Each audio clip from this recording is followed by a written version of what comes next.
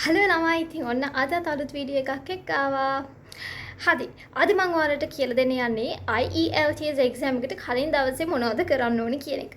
ඉතින් ගොඩක් දෙනෙක් පොඩි කාලවල වල ඉඳලම හුරු වෙලා ඉන්න exam එකට කලින් දවසේ නිදි මරාගෙන එහෙම නැත්නම් exam එකට කලින් මොහොත වෙනකම්ම notes හරි test books හරි මොනවාම හරි දෙයක් බලාගෙන කටපාඩම් කරන එක හරි මොනවා හරි memorize කරන එක.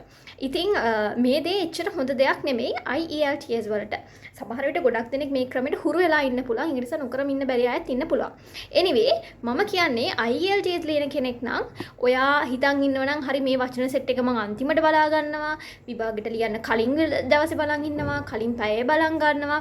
එහෙම මුකුත් අන්තිම මොහොතේ බලා ගන්න තියන්න එපා. අන්තිම පැය කිහිපය තියාගන්න නිකන් රිවයිස් කරන්න. හරිද? එතකොට අන්තිම දවස් කිහිපය එහෙම නැත්නම් දවස් දෙක තුන වාට කරන්න පුළුවන්.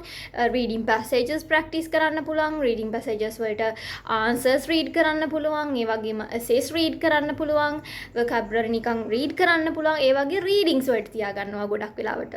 readings කියලා කියන්නේ questions and answers read කරන්න තියාගන්න අන්තිම දවස් දෙක විශේෂයෙන්. ඊට අමතරව listenings වලට අහුම්කම් දෙන්න. හරිද? එතකොට අන්තිම දවස් ටික කටපාඩම් කරන්නවත් vocabulary කටපාඩම් කරන්නවත් essays practice කරන්නවත් ඒ වගේ රෂ් වෙන්න තියාගන්න එපා. මේක මං හිතන්නේ IELTS වලට විතර නෙමෙයි අනිත් exams වලටත් වැදගත් වෙයි. හැබැයි ඔයා විශේෂයෙන්ම IELTS ලොකු බෑන්ඩ් ස්කෝර් එකක් ටාගට් කරනවා නම් මෙන්න මේ දේ වැදගත් වෙයි.